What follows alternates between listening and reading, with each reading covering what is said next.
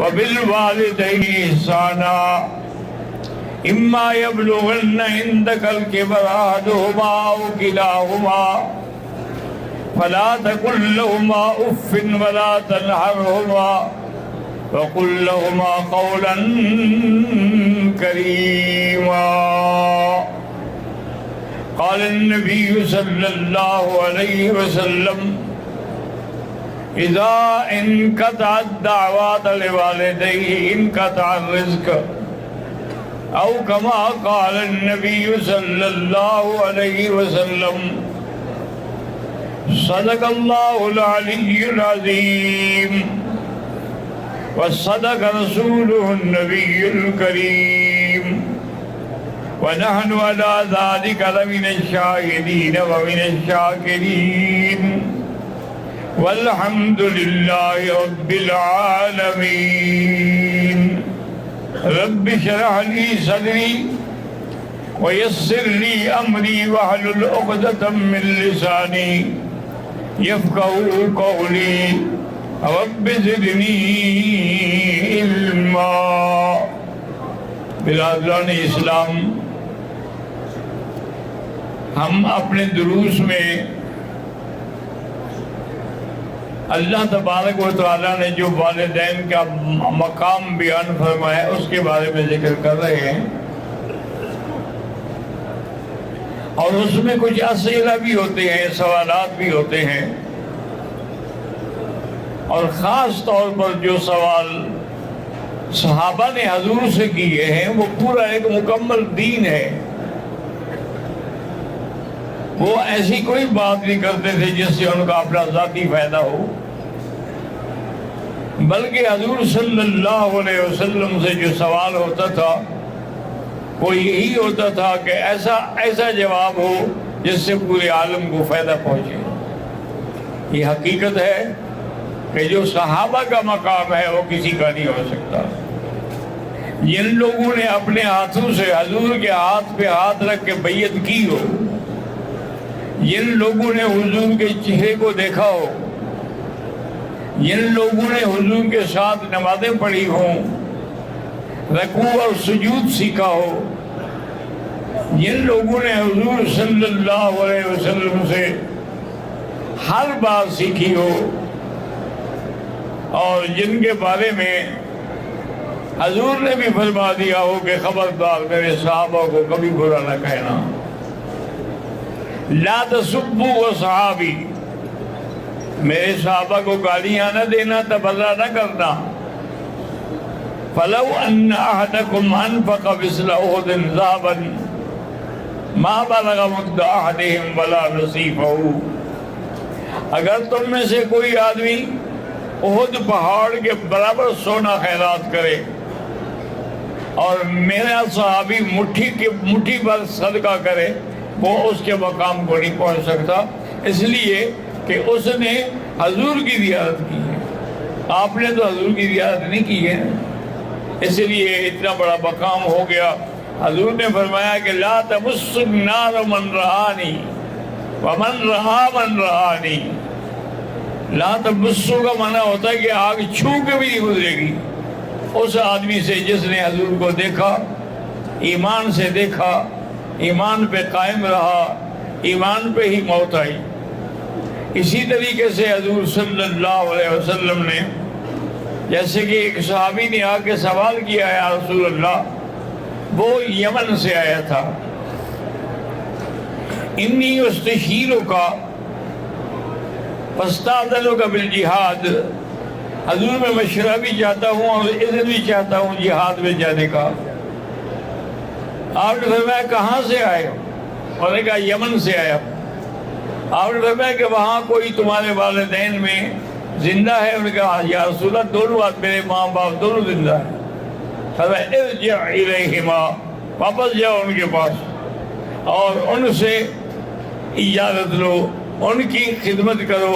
اجازت دیں تو ٹھیک ہے، ورنہ ان کی خدمت جو ہے وہ بھی ایک جہاد ہے جس پر اللہ تبارک و تعالی تمہیں اجر عظیم عطا فرمائیں گے.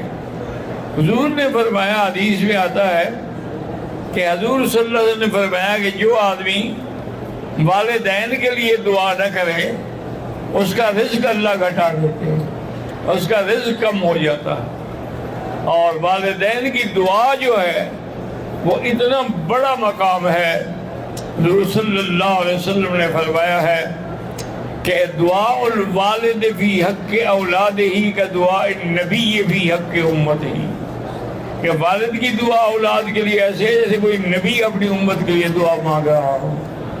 اس سے بڑا مقام اور کسی کا کیا ہو سکتا تھا؟ ایک صحابی آئے، انہوں نے کہا حضور اب میرے ماں باپ تو فوت ہو گئے ہیں، اب میں ان کے ساتھ کوئی بھلائی کر سکتا ہوں؟ فرمایا ہاں کر سکتے ہو، خیرات کرو، صدقات کرو، کوئی ایسا عمل کرو جو دائم قائم رہ جائے تاکہ ان کا ثواب جو ہے وہ ان کو پہنچتا رہے، تو ان کے بعد بھی یعنی موت کے بعد بھی تم ان سے صلہ رحمی کر سکتے ہو۔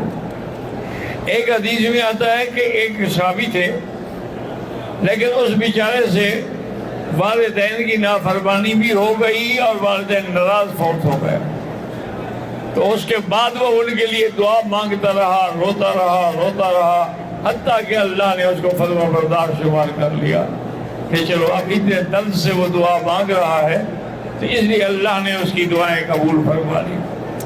سابقہ امتوں میں ایک بہت بڑے عابد گزرے ہیں حضرت جریج،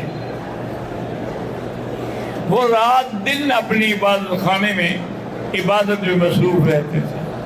ایک دن وہ نماز پڑھ رہے تھے کہ ان کی والدہ آئیں اور انہوں نے پکارا کہ یا جریج اب کو پریشان میں کیا کروں، میں نماز توڑ دوں یا پھر ماں کی بات رہنے دوں؟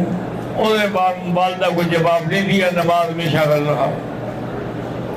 کچھ دیر کے بعد وہ پھر آ گئے، اس نے پھر آگے پکارا، اس نے کوئی جواب نہیں دیا، پھر بھی وہ نماز میں لگا رہا۔ تیسری دفعہ جب بی بی آئی اور اس نے جواب نہیں دیا تو غصے میں آ گئی اور بد دعا کی اپنے بیٹے کو کہ اللہم لا تمتہ حتی تری وجوہ المومسات، یا اللہ میرے بیٹے کو اس وقت تک موت نہ دینا جب تک یہ بدکار عورتوں کا شکار نہ ہو جائے۔ اب بیچارہ آئے اور کہا میں نماز پڑھ گا کہ نماز پڑھ رہے تھے کہ ایک دفعہ، دو دفعہ، تین دفعہ، بس اب جو بد دعا مجھ سے نکل گئی وہ تو نکل گئی۔ اسی اصلاح میں بنی اسرائیل کی اس قوم میں جو وہاں آباد تھی ایک عورت تھی جو بڑی خوبصورت، اور نے کہا اچھا میں تیری عبادت کا امتحان لیتی ہوں، تو نے ماں کا بھی خیال نہیں کیا، وہ آئی اور حضرت کے ساتھ عبادت میں شریک ہو گئے، اور حضرت ساری رات جاگتے وہ بھی جاگتی رہتی، لیکن حضرت جریج نے اس کی طرف توجہ بھی نہیں کی۔ جب 2-3 راتوں کے امتحان کے بعد اس بی بی کو غصہ ہے، انہوں نے کہا اچھا تم نے میری قدر بھی نہیں کی ہے، اب میں تم سے انتقام لیتی ہوں۔ اور عورت کا انتقام جو ہے وہ بڑا خطرناک ہوتا ہے، اللہ ہر مسلمان کو محفوظ رکھے۔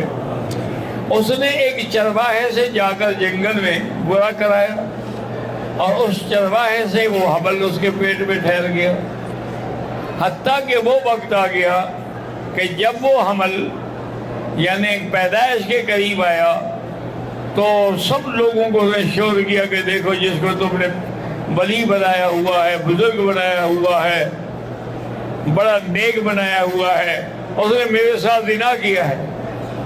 اس نے کہا کیا دلیل ہے؟ اس نے کہا میرے پیٹ میں بچہ ہے۔ او جی لوگ تو پھر ایسے ہوتے ہیں نا کہ مردہ باد تو مردہ باد اور زندہ باد تو زندہ باد، یہ نہیں دیکھیں گے کس کو زندہ کہہ رہے ہیں کس کو مردہ کہہ رہے ہیں، حالانکہ نہ ان کے کہنے سے کوئی مردہ ہوتا ہے نہ زندہ ہوتا ہے۔ لوگوں نے جناب خوب مارا جریج کو، زخمی ہو کے ڈال دیا، اس کا عبادت خانہ بھی توڑ ڈالا، اور وہ بیچارہ اسی حالت میں سر سجدے میں ڈال کے اس نے کہا کہ یا اللہ تمہیں تو علم ہے کہ میں نے گناہ نہیں کیا ہے، مہربانی فرما، میں نے والدہ کی نافرمانی کی ہے جس کی وجہ سے سزا مل رہی ہے۔ تو اس نے کہا کہ لوگوں سنو، میں نے کوئی زنا نہیں کیا، نہ ہی یہ میرا بچہ ہے، مجھے تو ماں نے یہ بد دعا دی تھی۔ تو آپ نے فرمایا کہ اب حل کیا ہے؟ انہوں نے کہا حل یہ ہے کہ میری ماں کو بھی بلاؤ، سب آ جاؤ۔ سارے اکٹھے ہو گئے تو اس نے اپنی انگلی سے اس بچے کے پیٹ پہ چوکا دیا، بچہ پیٹ میں پھول پڑا. اس نے کہا لوگوں میں تو چرواہے کا بیٹا ہوں، میں اس بیچارے کا بیٹا تو نہیں ہوں. اب جناب لوگ رو رو کے جو ہے کے قدموں میں گر گئے کہ جی ہم نے بڑی زیادتی کی، ہم نے آپ کے ساتھ بے عزتی کی. اس کے بعد پھر اس کو اس سے بھی بڑا عبادت خانہ بنا دیا. تو اللہ تبارک و تعالیٰ کی منشا یہی تھی کہ امتحان ہو جائے کہ آدمی صرف اپنی عبادت پہ ناز نہ کرے بلکہ اپنے والدین کی کبھی نافرمانی نہ کرے. اسی لیے حضور سے ایک صحابی نے پوچھا کہ حضور سب سے بڑا گناہ کیا ہے؟ آپ نے فرمایا الاشراک باللہ وعقوق الوالدین وقتل النفس، کہ سب سے بڑا گناہ جو ہے اللہ کے ساتھ شرک ہے، اور اس کے بعد جو سب سے بڑا گناہ ہے والدین کی نافرمانی ہے. تو حضور صلی اللہ علیہ وسلم نے اتنی بڑی باتیں فرما دی، اتنی پیمائش کر دی، کہ ہر بات کی وضاحت کر دی کہ اب اگر کوئی بدقسمت ہو تو الگ بات ہے، ورنہ ہر چیز کوئی ایسی نہیں ہے جو حضور نے بیان نہ فرمائی ہو. ایک ایک کلمہ آپ نے کھول کے بیان کر دیا ہے.